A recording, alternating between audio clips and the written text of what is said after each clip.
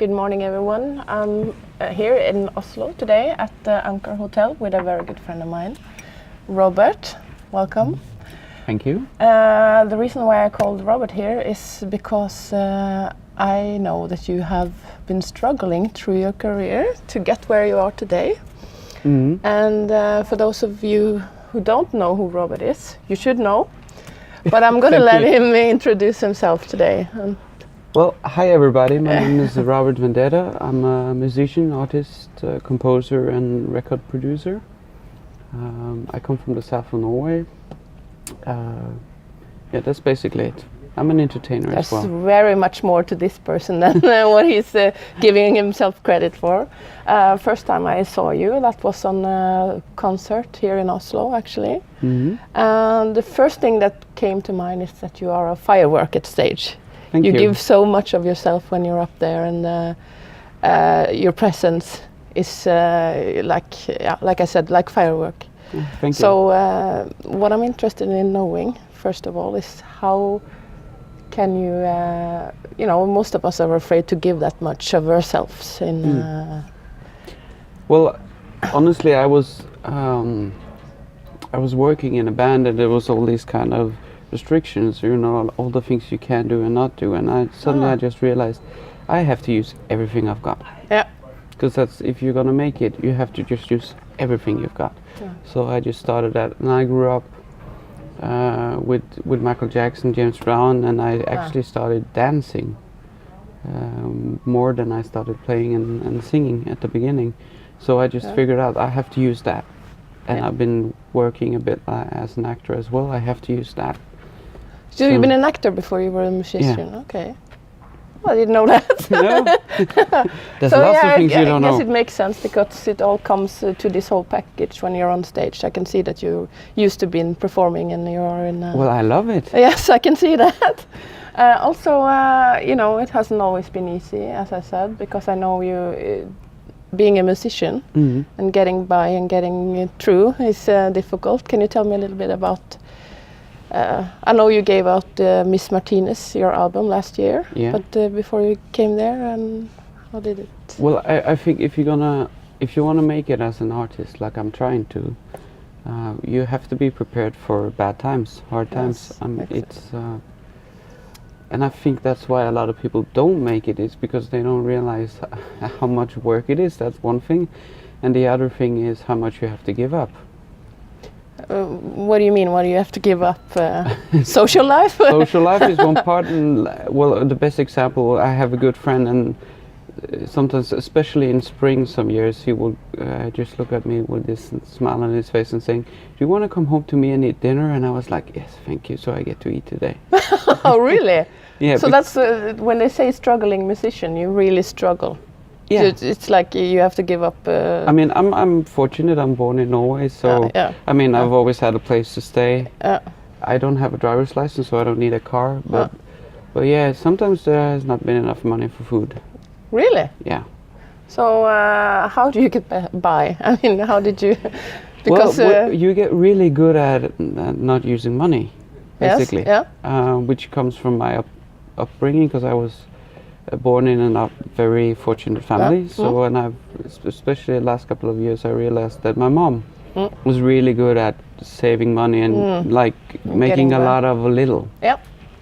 And I think I inherited that possibility. You must have, because if you have nothing to get to where you are today, because you already, you went to London with producers there, and you made an album from basically nothing. How I could afford that, I don't know. No? I'm still because I'm working on my next album now, and I'm trying to finance it, and I just kept wondering, how could I afford making the last album? Yeah, because I see also now, I'm not, like you, I'm just have a normal income, and I'm trying to make it on my blog and to be my own TV host and have a program. Like that's my dream. Yeah. So now you know. And just to get by and to get used to, living under this low income and trying to but I make little out of nothing, like you said. And the funny thing is, I enjoy it. It's strange. I mean, I don't enjoy not having money for food, but I enjoy being able to make a lot out of living, out of a little. It's like I still fix my clothes, and I get so I get enjoyment from doing that, like my mom did. Yeah, really. So, but if you were to say, you know, during when you were trying to get out, no. Get up. Come up, get up.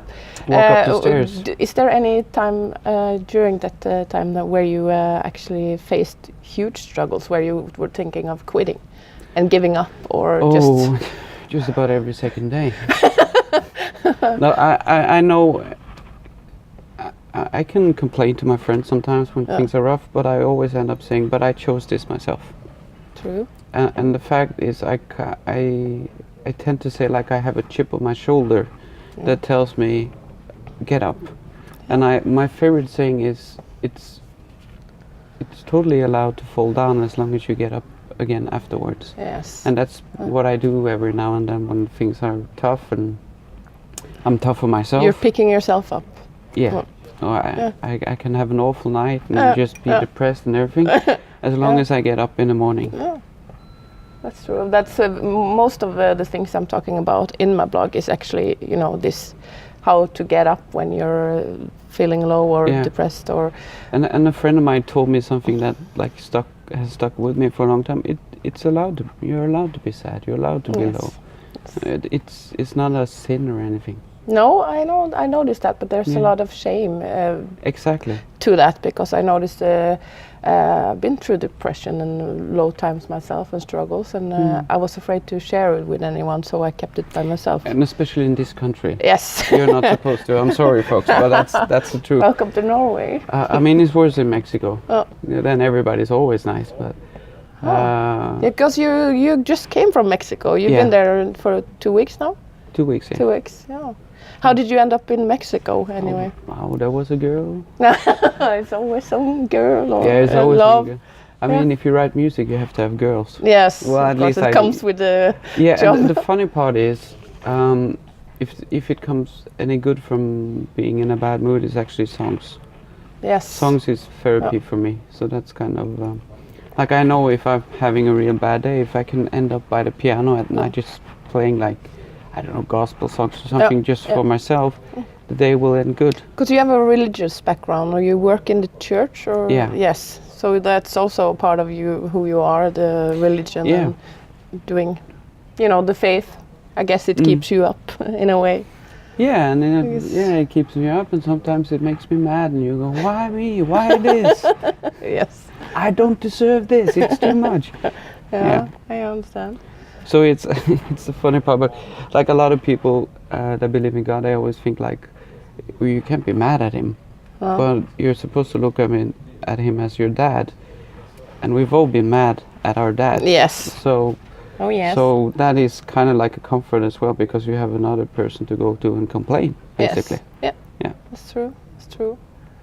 So you have a strong belief, and you have been through struggles and all of that, depression and everything, and still here you are. Mm-hmm. And I'm wondering, since it doesn't seem to stop you, where are you going next? What's your big goals, and how are you planning on achieving? You said you were working on your new album. Yeah, I'm working on a new album. Do you have a plan? I have bits of plans. I'm not a very good planner when it comes to that. It's like, I love the creative part of the music industry and all the logistic and stuff like that. I can do it, and I think I'm fairly good at it, but I don't like it. Okay. It's something I have to do to achieve something else. So I've been fortunate the last couple of years to have somebody else do it for me. So I'm wondering how I need to figure out how to do that with this album, who to work with, stuff like that. But the music is done. Because you write all your songs yourself, or? Yeah. Oh. This time around, I've been working a little bit with some friends of mine on the lyrics. Okay. But the music I always make myself. And the videos, because for Miss Martinez, this I can't remember, because it's too early in the morning. Well, but you also had, that's just, yes, we'll take a sip of coffee, and no, but you also did all of this. How did you get to, make your own music videos and, basically out of nothing, because it's a professional, good video. So Thank you. Is it friends or? Yeah, it's friends. I mean, it's luck. That actually, for once in my life, I was lucky. No, I have some connections, and I used them and asked them if they wanted to work with me, and they did. And the team I've been working with are really good, and they see what I want. Yeah. But like, take Noya, the video. It took about you go. Yes, now. It took about 8 or 9 months to make that video. Really? From you started planning it to. Yeah. So it's a lot of work. Because I remember you were like, talking to us about it and how you needed the locations and all the setups and all kind of things. So I was just wondering how did you get to all that? Because a lot of us, like myself, I'm struggling to get to where I want to go without all the resources. So I just wanted to know, how did you get to it all? Just connections or? Yeah, connections and kind of like crowdfunding or no, I haven't done that bit yet. No, it's connections, and then of course I have other jobs that I love doing, but I also do them because I need the money. Yeah. So I can. I mean, because you have gigs around the town here. Sometimes you have sometimes concerts, but I haven't been playing a lot lately because sorry folks, I need to make money, and not all gigs are. Some of them are actually costing money instead. Yeah. So I've been the last year and maybe the year before, I just said no, I'll do the gigs that I can actually make money on. Yeah. And hunt, chase the good experiences, the good concerts experiences. So you have to set some boundaries for yourself. Yeah, which resulted in me playing a lot more by myself, which I haven't done before, and which is fun too. Yes. So you get it your way. You get it the way you. Yeah, I always get it my way. It sounds good. But my way isn't necessarily just 100% my way. No. It can be a result of a process working with other people, but I always have the last word, the last say. Yeah. Because that's something I struggle with, because this blog is like, it's my baby, and I can, have people advise me on stuff, but in the end, it's my baby. It's like taking, breastfeeding advice. If I'm a mother and somebody told me how to breastfeed my child, thank you very much, but that would be like basically the same, Thank you for the advice, but I'm going to do it the way I feel it should be done. And that's try and fail. I work as a record producer as well, producing records for you have your own record events. studio or no? Yeah. Yes. So I have the same approach to them. I mean, I can be a producer and I can come with all my advice and we can try different things, but they always have the last say. I mean, it's their baby. Exactly. So if I totally disagree, well, that's fine. I can totally disagree, but they are going to have it their way. Exactly. Yeah. So yesterday on the train, because I came from work and I always blog when I'm on the train for 3 hours, I wrote about doing stuff you hate. That's my next. It's going to come out today, I guess. So I guess that's basically what you're saying. You have done a lot of things that you actually hate doing. You're not really. I wouldn't use the word hate. No, I like to use the word. No, but I mean, do you had to, jump into stuff that you're maybe uncomfortable with, or? Of course. Stuff like that to get where you are, or. Yeah, of course. But not hate, you would say. No, because I know there's like. I try not to do things that are meaningless. No. Right. And I do work a lot, just like you do. Yeah. So I have to be wise about how I use my time. Exactly. So time management is important to you. Yeah. So one important thing is try to not do things I don't want to or that I feel are useless, or. You spend your time wisely on. I try to. Yeah. Things that give you. So back to, because I haven't seen you around lately, so back to time with friends and having, I'm working on that. You're working on that. So, but I mean, okay, so I guess your closest friends accept that you are building your own career, and but do you feel somehow that you are following back on Falling back. Falling back. You know, you may lose some friends, or you know, since you're so occupied with your. Oh, this is gonna sound really terrible, but if I'm losing them, you know, it's a two-part blame. Yeah. True. And that's the kind of thing I just talked about. Like if I have friends and I never see them and they never try to make it happen, I just go like, okay. Yeah. Then I'd rather spend more time with other friends. Exactly. Yeah. So that's how I. Because that's you know, I'm getting older, and that's something that also came up to me, that you know, I used to feel guilty, or you know, for not spending time with the people around me and not giving my all. But I had to learn now that, like you said, time management, and to invest my time in the right people and the right, you know, it's important to get. I mean, there's no point of investing time with somebody who really doesn't want it, or doesn't want to put in the effort to make it happen. Because that's one of the things I admire with you, because I know you've been. It sounds like you've been like really struggling, but you have struggled. But what I admired is that you you keep going, and just you know, you don't fall into the commercial you know, easy you know, pretend you are Never. authentic the way you are. You know, you're not somebody else. To I see a lot of musicians, you know, they start out They sell out. Yes, that's my word. So you don't. You are you, and you're Robert. And I never will. I mean, I just can't. It's just not in my body. I could have done it if I was working. I've been producing things that are quite poppy and not something that Robert Vendetta would ever do. So tell me, because we didn't introduce you probably, what kind of music do you do? What genre are you? As the artist or as the producer? Yeah, as the artist, Robert Vendetta. Well, we call it retro pop, which is modern old, basically. Modern old music. So because it's a very, you know, I think me and another friend of you, both of us, the first time we heard your music was pretty close to another Norwegian guy called Sondre Lerche. But I'm sorry, Sondre. I get that. I've gotten that a lot. Not anymore. No. Something's changed, but yeah. But I mean, we still, both of us wear suits. We have the kind of same style, image-wise.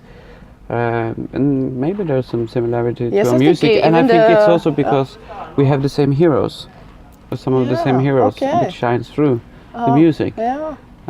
What heroes are you? Who's your? You know. Oh, how long time have you got? No, I mean, the first one that comes to mind is maybe James Brown, or. Yeah. I grew up first with my dad music, which was like. The country guys. He was also a singer, wasn't he? Yeah, your dad was a really good singer. Yeah. And so I grew up with Will Nelson, Chris Christopherson, Waylon Jennings, and Johnny Cash. And then there was Jerry Lee Lewis at the house, and Elvis. A lot of that going on, and then I was. There was a whole lot of shaking going on in the house. A whole lot of shaking going on. And then I got introduced to Michael Jackson by a friend, and that just changed my world. And I remember having like a, you know, VHS. You young kids don't know what that is, but a VHS tape.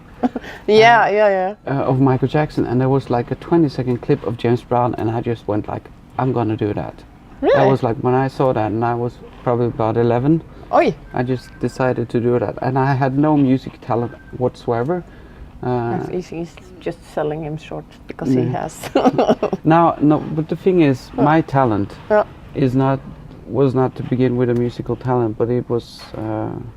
This is going to sound so non-Norwegian and so non-Jantelov, but my talent was to never give up, to work hard.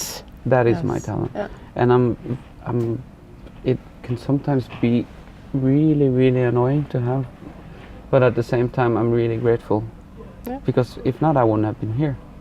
Exactly. So this is actually, you know, you're the first one. I have another friend that I've interviewed about this, and you both have the same skill of not giving up. You are like workaholics, actually, sort of, and very. What do you call it when you are very structured? Structured, yes, because I'm not. I don't even know the word. Yes, Yes, structured, I and do. you are really oriented, goal oriented, and you know, like. Well, I know what I want. You say something, you do it. Yeah. Basically. Yeah, more or less. Yeah. But it's like you asked if I had a plan, and my plan is, to make a great album. And Can you then tell me a little bit more about that album? The next one coming up, or what you're working on now? Because we could talk forever, but he has to go to work. I have to remind you. I can tell you the title. Yeah. It's called "Headed Out of My League." Good title. Thank Very you. good. Heading out of it. Yeah, good title. Yeah. And I've been working I've been working with this, I don't know, for two years now. Okay. Depends on when you how you measure it, but we started recording it last Christmas. But you always start to work with songs and choosing songs, and I wanted the lyrics to be really good this time, so I have had help from a couple of friends, one who has a master degree in English. Well, your English good. Thank you. Very good very much. So I wanted the songs to be great, and I wanted the lyrics to be great. I wanted to tell a story, and get out of, because I learned a phrase at Byland, which is Norwegians like poetry lyrics that mean nothing. Okay. Yeah, they just the sounds of the words. Yes. And if you go to, say, England or even more in the United States, that's not the story at all. They want to hear. So you stories. have the depth of the. Yeah, and you have to tell a story. Yeah. And I learned a lot from those seminars, because there were several seminars where they were saying this, and so I figured, well, I have to do the same, because the last album is Martinez. Yeah, it tells a story, but at the same time you have parts of these kind of like poetry lyrics that they sound nice, but what are they really saying? So that was really important for me with this album, to tell stories, and then also to with Miss Martinez I was looking for a sound, and then I found it, and now I knew what kind of sound I wanted. So finding a guy to work with that could help me create that sound was important. And I think I drove my drummer nuts, because I was like, no, you have to hit the snare like this. So this time I've been in way more control than I was on the last album. But I have had a very nice meeting with my drummer where I played some of the songs, and he just smiled and looked at me and said, now I got what you wanted. See? He understood, and he didn't when Yeah. we were recording it. So that was really nice. So we are looking forward to this album coming up. And do you have you set a date or No? So we'll just have to be finish patient. it. Yeah, I have to finish it first, and then find the people to work with, how to do the promotion and all of that. Yeah. So this is the first promotion. Just watch, and I will probably get back to you when it's out. Yeah, that Or would you be can cool. go into your webpage. You have your own homepage. Yeah, or and, Facebook or you Instagram. can give them all the details they need. I mean, it's just, you can just Google Robert Vendetta, because there's just one. Yep. There's only one of you, and he's doing well. Thank And you. I have to thank you so much for doing the interview, and Likewise. wish you luck. And Likewise. you're going back to work? Yeah. Where are you working at the moment? Oh, I've got six different jobs, so I kind of feel like Mexican, not Norwegian. Now I'm gonna have, I don't know how to say this in English, but it's a web course. I'm teaching people how to use a program for the internet to create homepages. I should be with you. I should be with So I'm going to do that really? now. Yeah? And then Okay. I'm going to set up sounds for a concert in the evening. Oh, okay. Yeah. So that's interesting, It's, you have an interesting life and a lot of things going on for you. And, And I'm grateful for the life I have. yes. I mean, should be. of course you have, like we talked about, bad days and good days, but I actually learned one thing from what's he called, that comedian? The ex-husband of Katy Perry. Russell Brand. He said something that really stuck by me. He said, when you're at your lowest point, remember this: always pick 3 things in your life that you are grateful about, and hold on to them. And that's what I'm trying to do. Really, that's a good lesson, because we always seem to lose the focus on that. To be grateful for things. That's difficult. Yeah. And it's the same as, like I always say, I've had rough times, but still I can just say I'm born in Norway. I'm lucky just for being born in Norway. Yes. So we're gonna wrap it up with that, and wish you luck with your 6 jobs, your new album coming up. And really, thank you so much, Robert. You're welcome. You're welcome. We'll try to wrap this up in a gentle way. I'm gonna have to edit this away. Thank you. Bye-bye. Bye.